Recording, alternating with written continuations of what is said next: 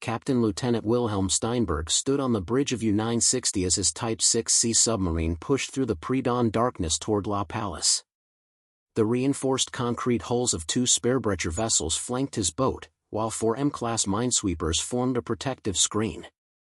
Their clustered 20mm and 37mm flak guns pointed into the dim morning light, ready to throw a wall of fire at any Allied aircraft bold enough to make an attack. None of them knew that 6 British Mosquitoes, and 2 specially modified Tsetse variants, were already closing in from 5,000 feet. Each carried a 57mm Molins gun loaded with armor-piercing shells designed to strike from beyond the reach of German anti-aircraft defenses. The convoy had moved through the night with confidence, relying on Admiral Karl Donatz's new defensive doctrine, group submarines with heavily armed escorts to create overlapping anti-aircraft coverage. This strategy emerged after the heavy losses of 1943, when isolated U-boats were caught on the surface by Allied air patrols. But Steinberg and the other commanders were unaware that the British had developed a weapon built specifically to counter this tactic. They mounted a modified 57mm anti-tank gun in the nose of their fastest twin-engine fighter bomber, turning the Mosquito into a flying artillery platform. It could hit targets at 1,800 yards, well beyond the effective range of German 20mm flak, which dropped off past 2,000 meters, and outside the window where 37mm guns could track fast-moving aircraft. Development began in 1943 after the British Air Ministry realized that German U-boats had stopped diving during air attacks. Instead, boats like U-441 were converted into heavily armed U-flak vessels with 2 quadruple 20mm mounts and a 37mm cannon, creating floating anti-aircraft platforms. This forced attacking aircraft to close to within 500 meters to drop depth charges or fire rockets, a range where even heavily armored coastal command aircraft became vulnerable to intense automatic fire. The solution came from an unexpected place, the Molins Company of Peterborough. The firm, known for making cigarette production machinery, had developed advanced automatic feed systems. Desmond Molins and his engineers realized the same mechanism could drive an auto-loading system for the Army's QF 6-pounder anti-tank gun. This turned a manually loaded weapon into a semi-automatic cannon capable of firing 55 rounds per minute, though aircraft could only carry 25 rounds due to weight limits. When de Havilland engineers at Hatfield reviewed mounting this gun in a Mosquito, they faced the challenge of fitting a weapon weighing 1,580 pounds, with a barrel extending past the aircraft's nose. Installing it required removing the 4 20mm Hispano cannons normally used on the fighter-bomber variant, leaving only 2.303 Browning machine guns for aiming. But the trade-off proved worthwhile when tests showed the 57mm round could punch through a submarine pressure hull under 2 feet of water at roughly 1,400 meters, far beyond the range where German gunners could respond effectively. The first prototype, converted from Mosquito FB Mk6HJ732, underwent firing tests in June 1943 at the de Havilland Works. Test pilot Pat Fillingham reported that the aircraft jolted violently when the gun fired, the recoil shearing rivets in the forward fuselage. Reinforcing struts and a large hydraulic recoil buffer were added, creating a noticeable bulge under the aircraft. Designers also added 900 pounds of armor around the engines and cockpit floor to guard against return fire from the increasingly well-armed U-boats. Squadron leader Tony Phillips of No. 248 Squadron had been flying Mosquitoes over the Bay of Biscay since December 1943, after transitioning from Beaufighters. By then, German U-boats had begun sailing in convoy formations with surface escorts, making traditional low-level depth charge attacks nearly suicidal. But the arrival of the first Tsetse variants in March 1944 provided a new strategy: engage from ranges where German flak crews struggled to track the fast aircraft. Their 20mm rounds fell short or flew wide as the Mosquitoes kept their distance. German anti-aircraft doctrine had been shaped by Mediterranean operations. Hauptmann Friedrich Christensen, commanding a flak battery in occupied France, trained his crews to engage low-flying aircraft within 1,000 meters, the ideal range where the 20mm Flak 38 could reliably hit a 300 miles per hour target. But the calculations changed dramatically when aircraft stayed beyond 1,500 meters. Gunners had to apply extreme deflection angles, where even small errors caused complete misses. The Italian Regia Marina had similar experiences during convoy battles off Sicily. Capitano di Corvetta Giuseppe Fontana, commanding the escort ship Orsa, learned that his ship's Breda 20mm guns could produce a heavy curtain of fire but rarely hit British Beaufort torpedo bombers releasing their weapons beyond 1,000 meters. Italian commanders requested German 37mm guns with a reach of 4,800 meters, though even these struggled with deflection shooting against aircraft approaching at sharp angles. In the submarine pens at Lorient, Corvettan Captain Hans Rudolf Rosing, commander of the 2nd U-boat flotilla, watched Allied anti-submarine tactics evolve with rising concern. He noted in his war diary that British aircraft seemed uncannily able to locate U-boats, even those sailing with strong escorts, unaware that ultra-intercepts were giving Coastal Command exact route information. More troubling was the report from U-960's previous patrol, where Oberleutnant zur See Gunther Heinrich observed British aircraft staying outside the defensive screen, apparently conducting reconnaissance yet never closing to attack. The Japanese faced their own encounter with this new threat on May 10, 1944. Submarine I-29, carrying crucial technical material from Germany, including Walter rocket engines and Enigma machines, was being escorted by German destroyers Z-23 and ZH-1, along with Junkers J-88 fighters. Commander Takazu Kanashi, however, had no idea what type of weapon would soon target his escorts. Through his periscope, he watched British Mosquitoes approach, then suddenly open fire from what seemed like an impossible distance. The 57mm shells exploded against the destroyer's hull, scattering fragments across the water. Moments later, one of the J-88s lost its port engine, ripped away by a single round fired by squadron leader Phillips. Back on U-960's bridge that morning in March, Steinberg instructed his lookouts to stay alert as the convoy approached the cleared channel into La Palisse.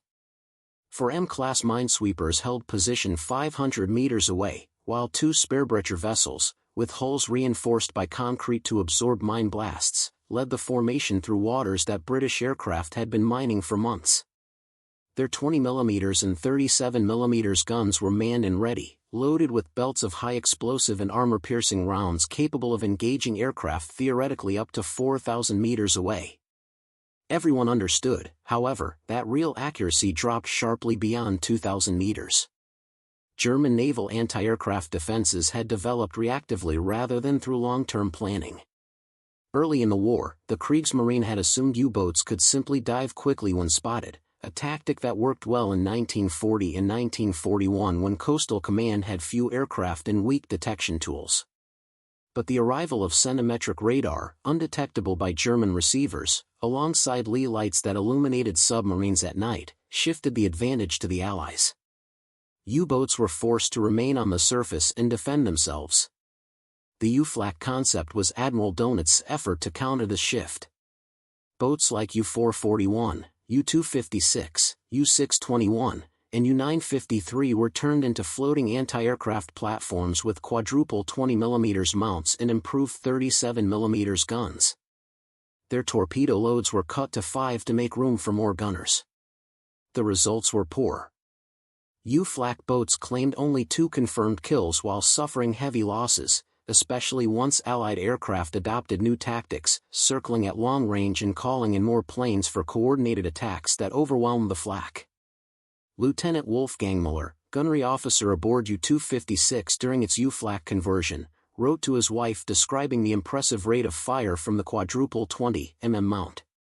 With all 4 barrels firing, it produced 800 rounds per minute, forming a line of tracers that looked like a solid beam reaching toward enemy aircraft. But he also described a major flaw: each magazine held only 20 rounds per gun. Reloading was constant and created dangerous breaks in the defensive fire, moments that experienced Allied pilots quickly learned to exploit. On the British side, the response to the U-boat challenge developed across multiple fields. Scientists at the Telecommunications Research Establishment built new radar systems able to detect periscopes from 5 miles away. Meanwhile, designers at the Royal Aircraft Establishment tested various anti-submarine weapons, including the highball bouncing bomb and several guided weapons. Ultimately, the simplest solution, mounting a large-caliber gun on an aircraft, proved the most effective, especially after the Molins company demonstrated that their automatic loader could reliably feed heavy 57mm shells without jamming. Wing Commander Peter Wimburn, Deputy Director of Operational Requirements at the Air Ministry, had championed the Mosquito Tsetse project despite doubts from officers who believed rockets already offered enough anti-shipping power. In a June 1943 memo, he argued that the 57mm gun provided far better accuracy at long range. Tests showed a 33% hit rate against tank-sized targets, compared with just 5% for rockets. He acknowledged that rockets were more flexible and could be fitted to many aircraft without major changes, but the gun's precision gave it a unique advantage. Production at the Molins factory in Peterborough required major adjustments. The company, normally known for cigarette machinery, adapted its equipment to build autoloaders that could handle 2-pound brass cartridges and 6-pound shells. The feeding system used a 5-tray mechanism similar to cigarette packaging machines, but strengthened with heavy steel and driven by hydraulic rams to withstand the stresses of combat flight. German intelligence had received scattered information about British experiments with heavy aircraft weapons. WWII agents in Portugal reported rumors from British crews who had made emergency landings, describing a flying 6-pounder capable of destroying submarines with one shot. Naval High Command dismissed these claims as propaganda, insisting that the recoil would destroy any wooden aircraft. They did not know that de Havilland engineers had solved this issue using a hydraulic recoil buffer and structural reinforcement. On March 27, ideal weather supported an anti-shipping strike. Cloud cover at 3,000 feet concealed the approaching mosquitoes, while breaks in the clouds allowed them to sight the German convoy. Squadron leader Phillips, flying Mosquito FB Mk-18 in T-225, led the formation. His navigator, Flight Officer Thompson, checked their position against U-960's predicted route, unaware that this intelligence came from ultra-decrypts of German naval signals. At 19 Group Headquarters in Plymouth, Air Vice Marshal Brian Baker followed the mission's progress through wireless reports. This operation would determine whether the Tsetse concept could succeed against heavily defended convoys. Previous victories over isolated submarines had not provided enough data on how the gun would perform under concentrated anti-aircraft fire, especially from the specialized Flak ships that German convoys had begun using. The Speerbrecher ships posed a particular challenge. These converted merchant vessels carried up to 8 20mm guns and additional 37mm weapons, reinforced with concrete armor. Commanded by experienced Kriegsmarine officers, they coordinated their fire to produce overlapping flak zones that could target aircraft approaching from any angle. Their crews were trained to keep firing under pressure, unlike merchant sailors who often panicked when attacked. Captain Zuersee Robert Gers, who had commanded Speerbrecher ships since 1942, developed procedures that positioned his vessels to give maximum anti-aircraft protection to submarine convoys.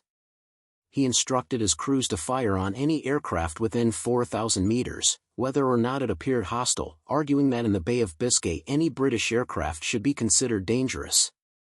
This aggressive stance led to several incidents of friendly fire, but the mathematics of anti-aircraft gunnery left little room for hesitation. Gunners had to calculate target speed and direction, estimate shell travel time, and aim ahead of the aircraft, all while their own ship moved with the sea. Accuracy dropped from around 10% at 1,000 meters to below 1% at 3,000 meters, even with advanced equipment. Italian naval gunner Sergeant Giovanni Martinelli, who had joined German service after Italy's surrender, later described the frustration of trying to hit British aircraft that stayed just outside effective range. The attackers seemed to know the exact distance where flak became useless. Long exchanges followed, with thousands of rounds fired and little result, battles of attrition that drained ammunition and exhausted crews without achieving decisive outcomes. Rear Admiral Kojima Hideo, the Japanese naval attaché in Berlin, observed German anti-aircraft training and reported that while the weapons, especially the 37mm Flak 36 with its high rate of fire and effective ceiling of 4,200 meters, were excellent, the human element was still a problem. Effective shooting required instinctive-led calculations that took months to master, and training became harder as experienced instructors were sent to combat units to replace losses. The development of the Mosquito had been remarkable from the start. Designed as an unarmed fast bomber relying on speed and altitude instead of defensive guns, it was built mostly of wood at a time when most nations were shifting to all-metal aircraft. This unconventional design produced one of the most adaptable aircraft of the war, able to operate as a fighter-bomber, reconnaissance platform, and now a flying anti-tank gun. Its Rolls-Royce Merlin engines allowed a top speed above 400 miles per hour. Jeffrey de Havilland Jr., the company founder's son and chief test pilot, played a major role in proving what the Mosquito could do. He demonstrated that its wooden structure offered surprising benefits, including an ability to absorb certain types of battle damage that would cripple metal airframes, while the smooth plywood skin reduced drag more effectively than riveted aluminum, factors that contributed to its exceptional performance. Still, even he could not have predicted that his father's design would one day carry a weapon originally intended for destroying tanks. The morning sun rose higher, shining through breaks in the clouds and lighting patches of ocean in bright silver. These conditions usually favored defenders by outlining approaching aircraft against the sky, making them easier targets. But squadron leader Phillips had positioned his formation to strike from the east, keeping the sun behind them as they descended from 5,000 feet, throttling back to maintain a stable approach. The reduced speed allowed his navigator enough time to line up the gun sight on the leading Speerbrecher. The German convoy's formation reflected lessons learned from 2 years of combat in the Bay of Biscay. The minesweepers were spaced to provide overlapping fields of fire while staying far enough apart to prevent one bomb or torpedo from damaging multiple vessels. The Speerbrecher ships led the formation to absorb any mine blasts while their heavy guns could target aircraft attempting frontal attacks. U-960 remained safely in the center, where it could crash dive if the escort screen failed, though Steinberg knew that diving in shallow coastal waters carried serious risks, especially with British aircraft possibly marking positions for waiting destroyers. Flight Officer Turner, piloting the second Mosquito MM-425, watched Phillips begin his attack run. He noted the steady rise of tracer fire from the convoy as every gun capable of aiming upward opened up. The 20mm shells burst at 2,000 meters in black puffs, while the 37mm rounds burned out at 3,000 meters. Beyond that range, the projectiles traveled unseen but remained dangerous to any aircraft unlucky enough to cross their path. During trials, the accuracy of the 57mm Molins gun had surprised everyone. Test pilots learned they could reliably hit a tank-sized target at 1,500 yards by compensating for the slight nose-down dip caused by recoil. The hydraulic buffer absorbed most of the weapon's force, but not all of it, requiring steady pressure on the control column to keep the aiming point stable during firing. In Berlin, Gross Admiral Karl Donitz reviewed the latest loss reports from the Bay of Biscay. He noted with concern that U-boat casualties had not decreased despite new convoy tactics and stronger anti-aircraft defenses. This led him to suspect that the British had introduced new weapons or methods that were reducing the effectiveness of German measures. His staff insisted that concentrated fire from multiple ships should make close-range attacks too costly for enemy aircraft. Yet Italian experience in the Mediterranean showed a similar pattern. Ammiraglio Rafael de Courten reported to Supermarina that British aircraft were damaging ships without entering normal attack ranges, especially at night when gun crews had trouble tracking fast-moving targets. He attributed this to improved torpedoes rather than considering long-range gunnery, an oversight that cost the Regia Marina several ships before Italy's surrender. Japanese submarine doctrine traditionally emphasized avoiding surface combat with aircraft. Boats like I-29 were designed to dive within 30 seconds when threatened. But the long transit through the Bay of Biscay to reach German ports made this difficult, forcing Japanese commanders to depend on German escorts, whose effectiveness they quietly questioned after hearing of rising losses despite heavier anti-aircraft weapons on U-boats and their support ships. The first 57mm shell from Phillips's Mosquito struck the lead Speerbrecher just above the waterline. The armor-piercing round punched through the merchant hull and detonated inside an ammunition compartment, sending smoke and flame upward through ventilation shafts as secondary blasts shook the ship. Despite this, German gun crews kept firing while damage control teams tried to contain the spreading fire. Their training overrode any impulse to take cover. Steinberg watched in disbelief as the British aircraft maintained their attack from beyond effective flak range, firing carefully aimed shots that hit with alarming precision. Each strike produced the sharp sound of a heavy shell cutting through steel, a sound he had never heard during previous air attacks, where bombs and depth charges were the main threat. This new weapon changed the entire nature of the engagement, allowing the attackers to stay outside the zone where German gunners were trained to target them. The numbers were clear. The 57mm Molins gun was accurate out to 1,800 yards, while German 20mm Flak was ineffective beyond 2,000 meters. This created a zone where the Mosquitoes could strike with minimal risk. Their wooden construction made them harder to track with optical equipment, while their speed complicated aim calculations, factors that together gave them a clear advantage over the convoy's defenses. Oberleutnant Friedrich Weber, commanding one of the M-class minesweepers, ordered his 37mm crew to fire at the attacking aircraft despite the long distance, hoping the larger rounds might force them to withdraw. But the British pilots seemed fully aware of the limits of German firepower. They stayed at the edge of the effective range, methodically sending shells into the convoy. Their controlled bursts suggested careful ammunition use rather than random firing. The second Mosquito's attack focused on U-960. Flight Officer Turner lined up his sight on the submarine's conning tower, where the anti-aircraft guns were concentrated. His first shot hit the bridge structure, sending fragments through the gun crews. Steinberg felt the impact through the deck as the 57mm round ripped through the outer casing, rupturing fuel tanks and spilling diesel into the wake. The escorts attempted to lay a smoke screen to hide the submarine, but the Mosquito's altitude allowed the pilots to see through gaps in the artificial fog, adjusting their aim based on last known positions.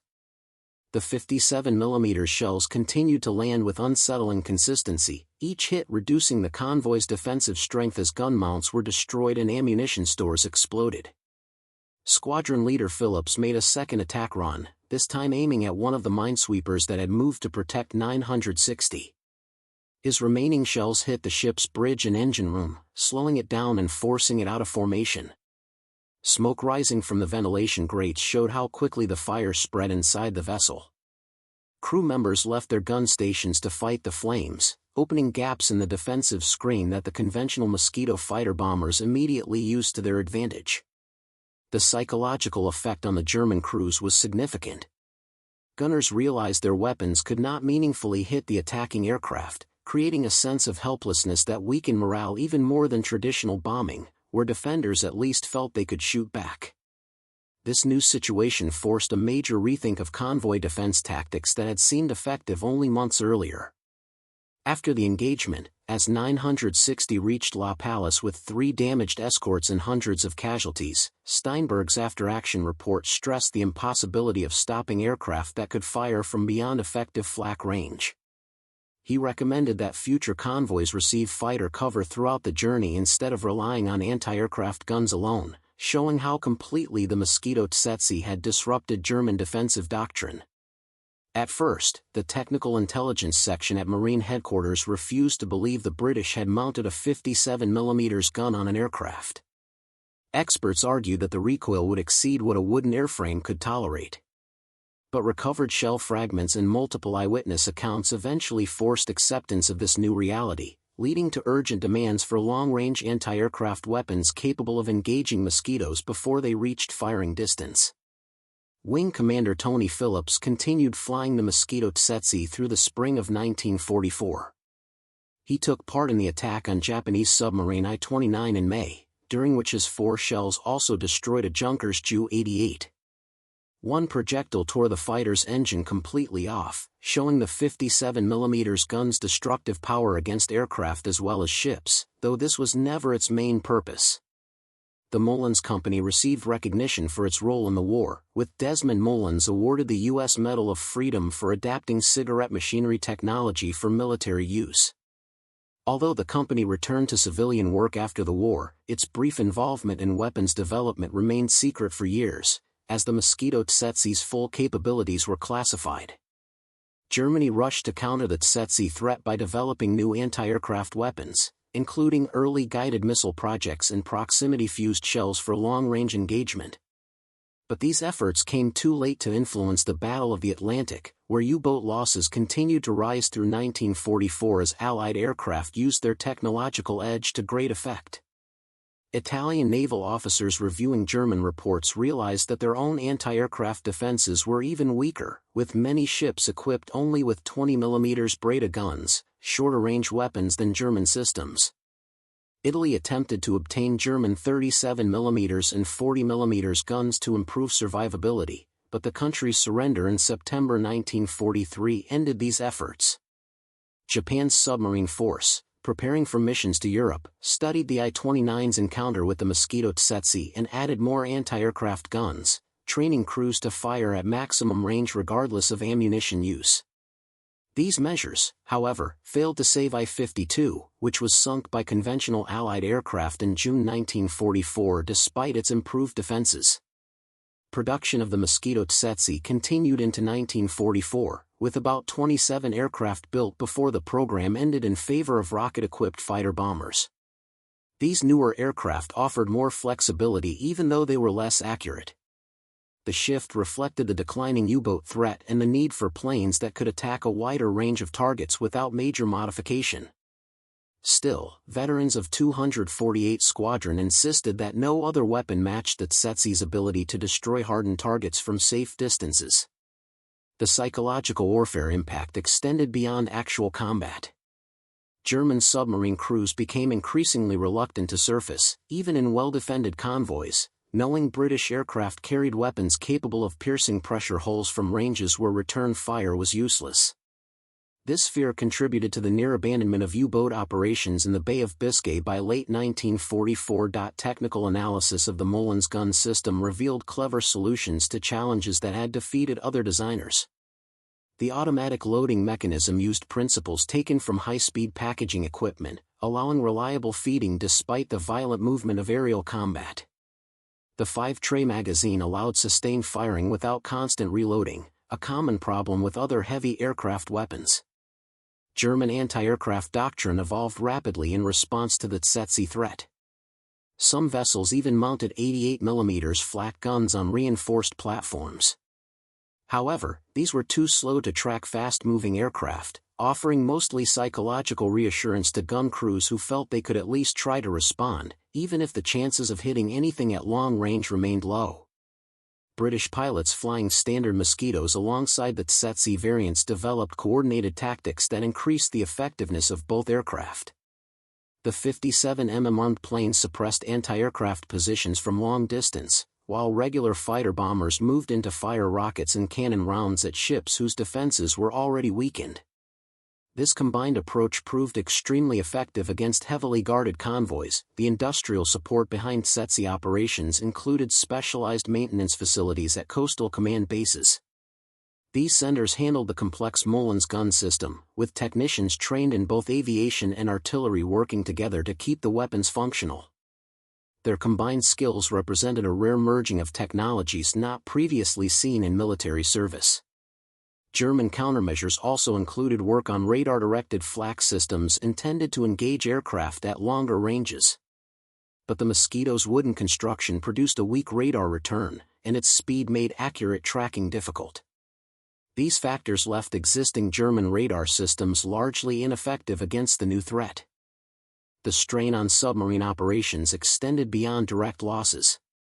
Boats were forced to remain submerged for long periods, slowing travel and reducing mission efficiency. At the same time, surface escorts required for air defense consumed destroyers and minesweepers needed elsewhere, placing additional pressure on the naval fleet. Post-war analysis by the U.S. Navy's Operational Research Group concluded that the Mosquito Tsetse had been an ideal solution to a specific tactical challenge, offering long-range, accurate fire against hardened maritime targets without the complexity or cost of guided weapons. The United States ultimately favored rockets and torpedoes, which provided more versatility despite their lower precision. The human cost of the Tsetse's success included hundreds of German sailors killed or wounded by 57mm shells that cut through their ship's armor. Survivors recalled the psychological strain of facing a weapon they could not counter, creating morale problems that continued even after they reached the relative safety of fortified ports. Squadron records from 248 squadrons show that Tsetse pilots needed extensive training to handle the unusual flying behavior of their modified aircraft. The off-center gun installation caused asymmetric thrust, which complicated engine-out procedures. Recoil also affected the aircraft's trim, requiring constant adjustments during firing, skills that took weeks to learn even for experienced Mosquito pilots.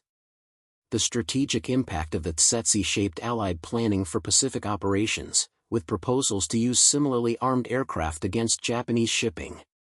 Japan's surrender ended these efforts before modified aircraft could be deployed to the Far East, leaving the Mosquito Tsetse as a unique weapon of the European theater whose full potential was never fully achieved. Maintenance issues included barrel wear from the high-velocity 57mm rounds, with guns needing replacement after about 200 shots. This limited sustained operations and required careful ammunition management during missions. Pilots were taught to conserve their 25-round basic load for high-value targets rather than using shells on targets of opportunity. Captured German documents discussing the Tsetse threat offered intelligence insights into enemy morale and defensive planning. Translated reports revealed deep concern among U-boat commanders about their inability to counter the new weapon. Allied propaganda took advantage of these fears by publicizing successful Tsetse missions to further weaken German confidence. Environmental challenges also affected Tsetse operations, especially the difficult Bay of Biscay weather. Fog and storms reduced flying days, while rough seas complicated aiming calculations. Pilots learned to adjust for ship motion when engaging moving targets, skills that required extensive practice under combat conditions, where mistakes could be fatal. The Mosquito Tsetse's legacy influenced post-war aircraft armament development, with several nations testing large-caliber aircraft guns for anti-shipping roles. However, guided missiles eventually proved more suitable for long-range attacks, making the concept of flying artillery obsolete except in specialized ground attack situations. German naval engineers studying the effects of 57mm shells on submarine hulls found that their boats were vulnerable to this weapon beyond 2,000 meters when hit at ideal angles. They proposed adding armor, but these plans were never carried out due to weight limits and the war's end. Coordination between coastal command and intelligence services was key to successful Tsetse missions. Ultra-intercepts provided targeting information, while reconnaissance aircraft confirmed convoy positions. This allowed strike aircraft to maximize effectiveness while minimizing risk. Training protocols for Tsetse crews emphasized deflection shooting and range estimation. Pilots spent hours practicing against towed targets to develop instinctive lead calculations needed for accurate long-range gunnery, skills more common in naval surface combat than aerial warfare. The final Tsetse mission took place on April 5, 1945, when Mosquitoes attacked German vessels in the Kattegat, sinking 5 ships, including a spare breather with all hands. This showed that even in the final weeks of the war, German forces still could not counter the system effectively. The 57mm shells hit their targets despite intense defensive fire. Ammunition records show that Tsetse aircraft achieved roughly 1 hit for every 3 rounds fired at naval targets, an impressive accuracy rate that validated the original concept despite the weapon's limited production. It proved that conventional guns could deliver precision strikes when properly used.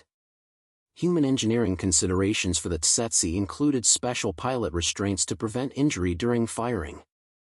Shoulder harnesses were reinforced to handle the sudden recoil, while navigators received extra padding to protect against impacts during the aircraft's violent pitching with each shot.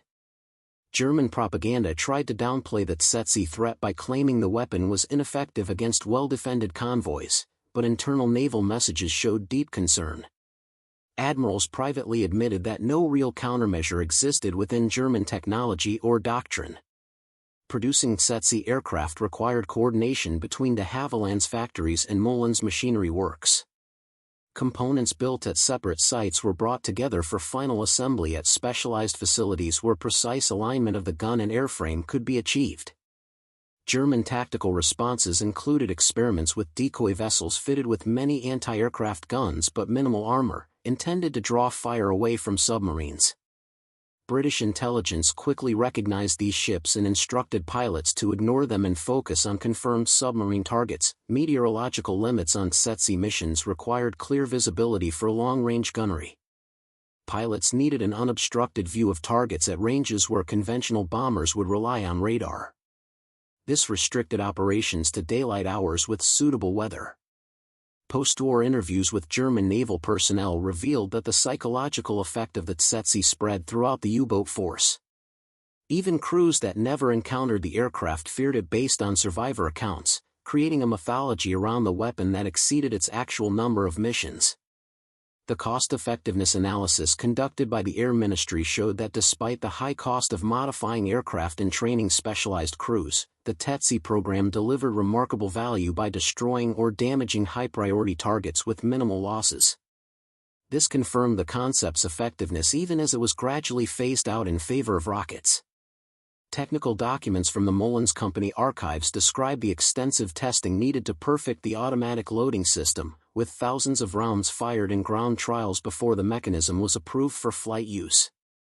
Every component was pushed to failure to ensure it could handle real combat conditions. The influence of the Tsetse program extended into other British aircraft development efforts, as designers explored heavy gun armament for many aircraft types. However, only the Mosquito offered the necessary combination of speed, range, and strong structure to effectively employ such weapons in combat. German attempts to gather intelligence on the Tsetse included efforts to recruit workers from the Molins factory, with WWII agents offering large payments for technical details of the gun system. British security forces, however, prevented any major leaks, though a few incidents came close. The operational doctrine created for Tsetse missions focused on patience and precision rather than aggressive attacks. Pilots were instructed to hold the ideal firing distance even if it meant staying exposed to enemy fire longer, relying on the aircraft's speed and range for protection instead of sharp evasive maneuvers. Mission data shows that Tsetse aircraft achieved their best results when flying in pairs, one suppressing anti-aircraft positions while the other attacked the primary target. This approach maximized the limited ammunition supply while reducing the risk of return fire. The end of the Tsetse program in early 1945 reflected shifting operational needs as the U-boat threat declined and Allied forces required aircraft better suited for supporting ground operations. The specialized anti-shipping role no longer justified dedicated aircraft when rockets could achieve similar effectiveness against the few remaining maritime targets. Historical assessments of the Mosquito Tsetse highlight its important role in keeping pressure on German submarine forces during the crucial period in 1944 when new U-boat models were entering service, preventing the Kriegsmarine from regaining momentum despite technological progress. Preserving Tsetse aircraft for museums proved difficult because of the program's classified nature. Most units were scrapped or returned to standard configuration after the war, leaving only photographs and technical drawings to record this unique weapon system that briefly transformed maritime strike operations. Veterans of 248 Squadron held informal reunions where Tsetse missions were discussed, and their recollections later became valuable historical sources for a program that remained largely unknown to the public for many years. The full story appeared only after wartime restrictions were lifted and official histories were published. The broader impact of the Tsetse program showed that conventional weapons could be adapted to meet new tactical needs without requiring entirely new aircraft designs. This lesson influenced military procurement strategies, encouraging upgrades to existing platforms instead of developing single-purpose aircraft. Modern military analysts studying the Tsetse note its relevance to current anti-ship warfare, where long-range engagements remain essential for aircraft survival, though today's systems rely on guided missiles rather than the direct-fire guns that briefly gave the Mosquito unmatched ship-killing capability in the final stages of the Second World War. The blend of technologies represented by the Mosquito Tsetse, aircraft design, artillery engineering, and industrial automation, demonstrated the type of innovation that defined Allied weapons development during the war. These unlikely combinations of existing technologies created advantages that enemy forces could neither predict nor counter effectively. In conclusion, the Mosquito Tsetse marked a short but significant stage in the evolution of aerial warfare, proving that creative engineering could overcome difficult tactical problems. Its impact was measured not only in ships destroyed but also in the disruption of enemy defensive strategies. The program forced the Kriegsmarine to revise nearly every element of submarine operations, from convoy structure to anti-aircraft equipment, none of which ultimately offered real protection against aircraft that could strike from beyond the range of German weapons. This vulnerability exposed submarine crews and their escorts to precise attacks they could not stop or counter, contributing greatly to the decline of the U-boat threat and the Allied victory in the Battle of the Atlantic.